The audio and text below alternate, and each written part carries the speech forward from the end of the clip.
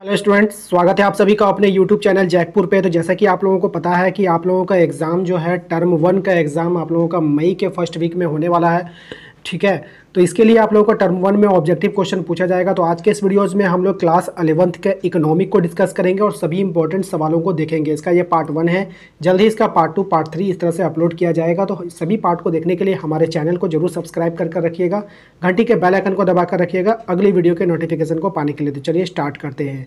सबसे पहले देख लीजिए क्या है क्वेश्चन। पहला क्वेश्चन है कि भारत में प्रत्येक डैश वर्ष में जनगणना की जाती है। तो भारत में कितने वर्ष में, प्रत्येक कितने वर्ष में जनगणना की जाती है, इसका आंसर आप लोगों को करना है। तो इसका सही जवाब क्या है जान लेते हैं। इसका सही जवाब होगा 10 वर्ष में। प्रत्येक 10 वर्ष में जो है भारत में जनगणना की जाती है, यानी कि हर 10 साल में भारत में जो है आप लोगों का जनगणना होता है। इसके बाद हमारा दूसरा सवाल है कि माध्यिका आंकड़ों को डैश बराबर भागों में बांटता है। तो माध्यिका जो होती है वो आंकड़ों को 2 बराबर भागों में बांट देती है। तो माध्यिका से आपको याद रखना, माध्यिका मतलब मध्य में। तो जब कोई भी चीज़ मध्य से बांटे जाएगी तो वो 2 बराबर भागों में बटेगी। तो इस तरह से आप इसे याद रख सकते हैं। अगला सवाल है हमारा, वह व्यक्ति जो आंकड़ा संग्रह करता है उसे क्या कहते हैं।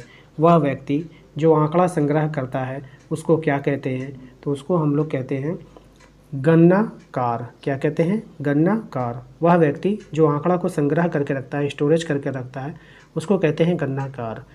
अगला सवाल है हमारा, वर्ग अंतराल 70 से 80 का माध्य बिंदु क्या होगा। तो वर्ग अंतराल 70 से 80 का जो माध्य बिंदु आप लोगों को बताना है कि वो क्या होगा। तो इसका सही जवाब हो जाएगा आपका 75। क्या हो जाएगा? 75।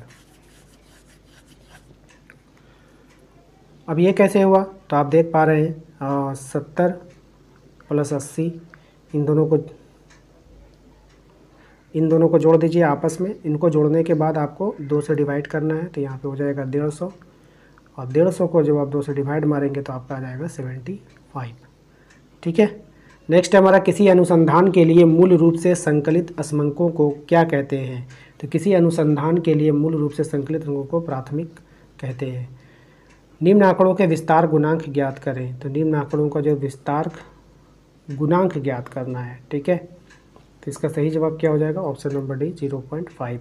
समांतर माध्य का सूत्र क्या है? समांतर माध्य का सूत्र आपको बताना है। तो इसका सही जवाब हो जाएगा सिग्मा x/n। ठीक है। अगला सवाल हमारा, इनमें से कौन केंद्रीय प्रवृत्ति की माप है। तो इनमें से कौन है केंद्रीय प्रवृत्ति की माप? बहुलक। बहुलक जो है हमारा केंद्रीय प्रवृत्ति की माप है। सांख्यिकी के पिता किसे कहा जाता है? क्वेश्चन नंबर 9 है। तो क्वेश्चन नंबर 9 का हो जाएगा गॉटफ्राइड आकेनवॉल। ठीक है, वो सांख्यिकी के क्या है? पिता है। नेक्स्ट है हमारा, 2 चरों के पारस्परिक संबंध को प्रकट करने वाले चित्र को क्या कहते हैं। तो इसको कहते हैं हम लोग विक्षेप चित्र। अगला सवाल हमारा क्वेश्चन नंबर 11, किसी ग्राफ पेपर पे कितने चरण होते हैं। तो किसी ग्राफ पेपर पे कितने चरण होते हैं। तो इसका सही जवाब हो जाएगा 4 चरण। अगला सवाल है हमारा, उपभोक्ता मूल्य निर्देशांक सूचांक का निर्माण करने का सूत्र आपका कौन सा है। तो इसका सही जवाब हो जाएगा ऑप्शन नंबर ए, याद रखेंगे। नेक्स्ट है हमारा, श्रेणी का n/4वां पद है, क्या है। तो इसका सही जवाब हो जाएगा प्रथम चतुर्थक होता है। क्या होता है? प्रथम चतुर्थक। नेक्स्ट है हमारा, समग्र के एक छोटे से भाग को क्या कहते हैं। तो समग्र के एक छोटे से भाग को निदर्श या प्रतिदर्श कहा जाता है। निम्न में से कौन चर खंडित है। निम्न में से कौन चर खंडित है आपको बताना है। तो इसका सही जवाब हो जाएगा छात्रों की संख्या। अगला सवाल है हमारा, किस अर्थशास्त्री ने कल्याण संबंध परिभाषा प्रस्तुत किया था। तो किस अर्थशास्त्री ने किया था? तो अल्फ्रेड मार्शल ने किया था। अगला सवाल हमारा, तथ्यों को उनकी समानता एवं विशेषताओं के आधार पर क्रमबद्ध करने की क्रिया को क्या कहते हैं। तो इसका सही जवाब हो जाएगा वर्गीकरण। अगला सवाल है हमारा, एक श्रेष्ठ प्रश्नावली के गुण है। एक श्रेष्ठ प्रश्नावली के गुण है, इनमें से सभी हो जाएगा। ठीक है। नेक्स्ट है हमारा, किसी अर्थशास्त्री के अनुसार उपकिरण पदों के विचरण का माप क्या है। तो इसका सही जवाब हो जाएगा ऑप्शन नंबर बी, बावले। नेक्स्ट है हमारा, यह आपको समांतर माध्य निकालने के लिए कहा गया है, इसको निकाल लीजिएगा। इसका सही जवाब हो जाएगा ऑप्शन नंबर सी, 18। नेक्स्ट हो जाएगा हमारा, जब निचली और ऊपरी दोनों सीमाओं पर विचार करते हैं तो ऐसे वर्ग क्या कहलाते हैं। तो ऐसे वर्गों को क्या कहा जाता है? समावेशी कहते हैं। अगला सवाल है हमारा, यदि बहुलक z बराबर 16 और समांतर माध्य x है तो माध्यिका ज्ञात करना है। तो इसका सही जवाब क्या होगा? ऑप्शन नंबर सी हो जाएगा 15.6। निर्देशांक के प्रकार हैं, निर्देशांक के कितने प्रकार हैं आपको बताना है, मतलब कौन से प्रकार हैं आपको बताना है इसमें। तो इसका सही जवाब हो जाएगा उपभोक्ता मूल्य निर्देशांक, थोक मूल्य निर्देशांक, औद्योगिक उत्पादन निर्देशांक, इनमें से सभी हो जाएगा। ठीक है, अगला सवाल है हमारा, वह ग्राफ जो संचयी आवृत्ति वितरण को दर्शाता है क्या कहलाता है। तो वह ग्राफ क्या कहलाता है, तारेन ग्राफ कहलाता है। नेक्स्ट है हमारा, भारतीय सांख्यिकी संस्थान कहाँ स्थापित है। तो भारतीय सांख्यिकी संस्थान जो है वो आपका कोलकाता में है, याद रखिएगा। नेक्स्ट है हमारा, इनमें से नकद फसल कौन है। तो इनमें से जो नगद फसल होगा वो कौन होगा, क्वेश्चन नंबर 26 है। तो इसका सही जवाब हो जाएगा ऑप्शन नंबर सी, कपास। इनमें से नगद फसल कौन है, कपास है। क्वेश्चन नंबर 27 है, विश्व बैंक को किस अन्य नाम से जाना जाता है, यानी विश्व बैंक जो है उसको अन्य नाम बताना है। तो UNO है ना, विश्व बैंक है ना, विश्व बैंक को किस अन्य नाम से भी जाना जाता है। तो विश्व बैंक को अन्य नाम से ये नहीं होगा, ठीक है, UNO तो नहीं होता है, IBRD कहलाएगा। ठीक है, नेक्स्ट है हमारा, सरकार द्वारा सार्वजनिक क्षेत्र के समस्त हिस्सों को निजी क्षेत्र के हाथों में बेचना क्या कहलाता है। तो इसका सही जवाब हो जाएगा विनिवेश। नेक्स्ट है, मानव पूंजी निर्माण में बाधा है। मानव पूंजी निर्माण में कौन बाधा है आपको बताना है।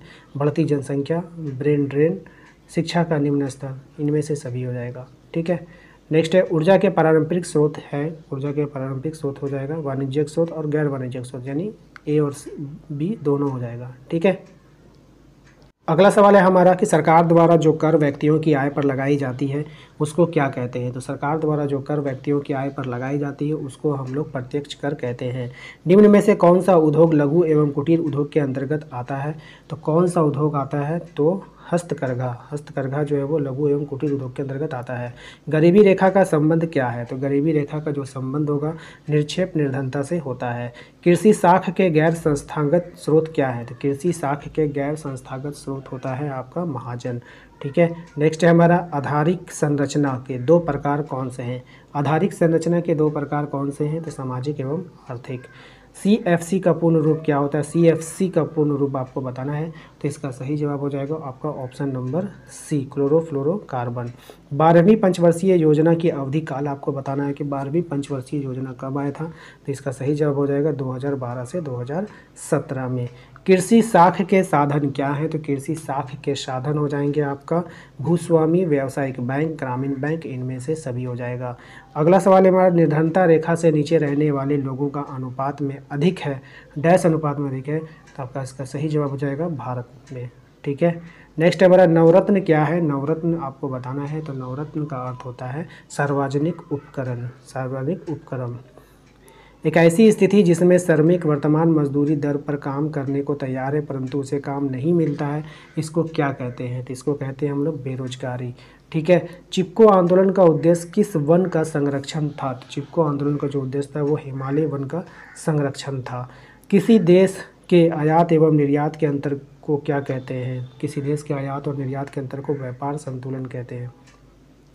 नरेगा में कितने दिनों का रोजगार का प्रावधान है। तो नरेगा में 100 दिनों का रोजगार का प्रावधान है। वनोन्मूलन का परिणाम क्या है। वनोन्मूलन का परिणाम होता है वायु प्रदूषण, जैव विविधता और भू अवनति, इनमें से सभी हो जाएगा। ठीक है, मानव पूंजी में सम्मिलित है। मानव पूंजी में क्या सम्मिलित है। तो मानव पूंजी में श्रमिक और उद्यमी दोनों सम्मिलित है। नेक्स्ट है हमारा, SHG क्या है। तो SHG जो है एक स्वयं सहायता समूह है। निर्माण क्षेत्र अर्थव्यवस्था के डैश क्षेत्र में सम्मिलित है। निर्माण क्षेत्र जो है वो अर्थव्यवस्था के द्वितीयक क्षेत्र में सम्मिलित होता है। तो उम्मीद करते हैं कि आपको आज का ये वीडियो बिल्कुल अच्छा लगा होगा। वीडियो अच्छा लगा है तो जल्दी से वीडियो को लाइक कर दीजिएगा। चैनल पे यदि पहली बार आए तो चैनल को सब्सक्राइब कर लीजिएगा, घंटी के बेल आइकन को दबा दीजिएगा अगली वीडियो के नोटिफिकेशन को पाने के लिए। तो मिलेंगे अपने हम जल्द ही वीडियो में। Thank you.